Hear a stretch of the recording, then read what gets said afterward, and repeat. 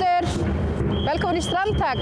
Strandhögg hérna niður á Austurvelli, 101 Reykjavík, vegna þess að það eru mótmæli út af forsætisráðherra vorum. Við ætlum að vera hérna að fylgjast með mótmælunum, tala við mótmælendur, ætlum að ræða þessu við Kristinn Hrafnsson líka. Það eru 13 til 14.000 manns búin að melda sig á viðburðinn.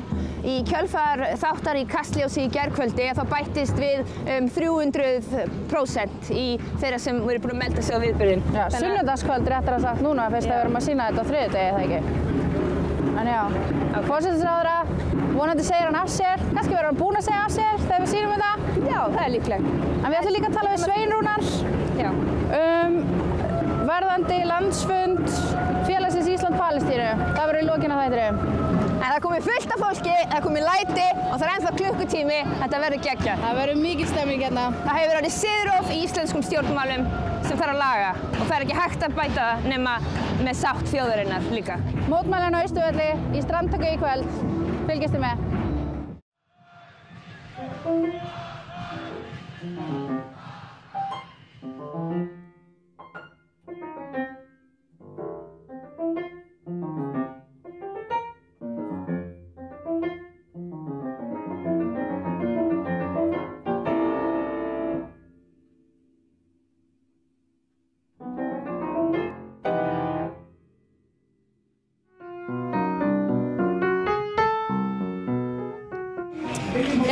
Við stöndum hér á smekkfullum Austurvelli og höfum Kristinn Hrafnsson okkur hér við lið.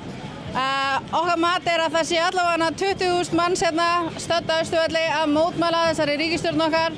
Við ætlum að fá að heyra frá Kristni atburði síðustu daga, þennan massa gagnaleka. Í fyrsta lagi, finnst þér Wikileaks hafa svolítið svona rutt leiðina fyrir þessum gagnaleka og hvernig horfir þetta við þér, þessum stærsta gagnaleka sögunar?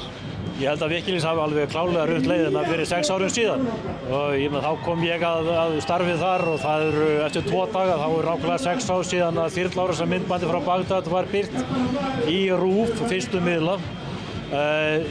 Þá var talað um þetta sama ár, stærstu lekar sögunar, þá var talað um leka aldarinnar, aldrei sem myndi gerast aftur. Það liðu 3 ár, þá kemur Edward Snowden með þetta stóru sprengju. Það var talað um leka aldarinnar.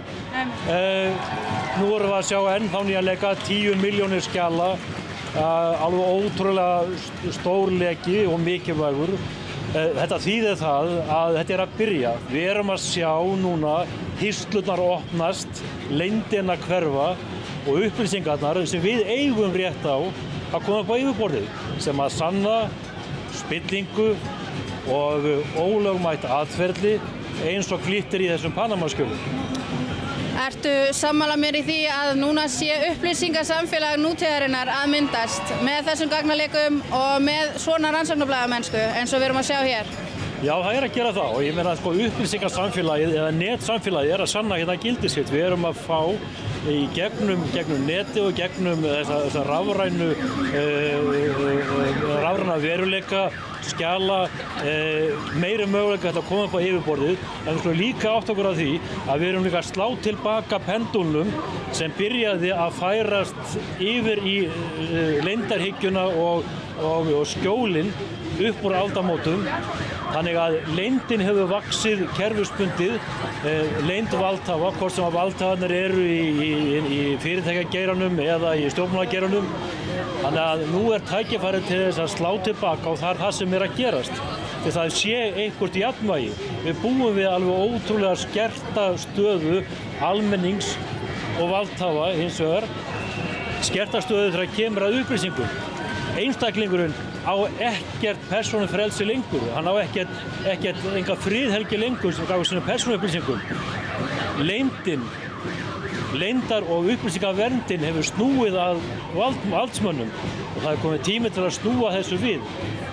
Að opna og koma alltaf á yfirborðið og það er að gerast meðal annars með þessum mikilvæga leka. Ertu bjartsýnn á að eitthvað sé að breytast raunverulega, globally, á Íslandi, að eitthvað sé að breytast, að þetta sé tákn og teikn það að þetta sem þú varst að segja, þetta mikilvæga gagnsæi, gæti verið in real life að fara að gerast? Ég er alveg klár á því að við erum að nákvæmlega sjá þetta. Við erum að sjá að það eru tímabreytingar fyrir hönd. við sjáum þessa polariseringu sem að verða allstaðar og polariseringu milli í raun fasískra afla annars vegar og hins vegar grasrótar afla sem eru ekki bara að hafna fasismannum, ekki bara að hafna valdspillingunni, heldur líka að hafna þessum kerfum, stjórnmálakerfum sem að hafa ekki alið af sér nokkuð annað heldur en slæma og skerta stöðu almennings, fólksins á götunni. Og þetta er smám saman að þróast upp í eins og segir, svona polariseraða stöðu og eitthvað lætur undan. Upplýsingarnar eru síðan fóðrað þetta og verður afl til breytinga og breytingar sem eru til góðs því í raun og sanni það getur ekki orðið neitt nema til góðs ef eitthvað að breytast. Ástandi það slæmt. Hvað heldur að gerist næst í íslenskri pólitík? Já, drottinn minn dýri, horfðu hérna yfir völlu, við erum að tala 10-20.000 manns, ég veit ekki hvað eru margir hérna. Ég þurfti að ryðjast hérna í gegnum mannþröng til þess að komast inn á völlin til þess eins, fólk að mæta þeim til þess að sýna að því nóg boðið. Og það verður eitthvað að gerast í kjölfara á þessu. Ég veit ekki hvernig þetta fer í sjálfum sér ef að það er ekki brugðist við þessari eðlilegu og lögmætu kröfu að ríkisstjórnin víki þegar fyrir liggur að ráðamenn hafa leynt hagsmunum og það sem versta er kannski logið blákalt í viðtölum fjölmiðlamenn og orðið okkur að allægi og alþjóðavettvangi. Það er það sem fólk er að mótmæla hér. Þetta er ekki menn sem að tala í þeirra nafni eða ganga fram í sínu verkum í nafni þjóðarinnar. Þetta á Ísland ekki skilið.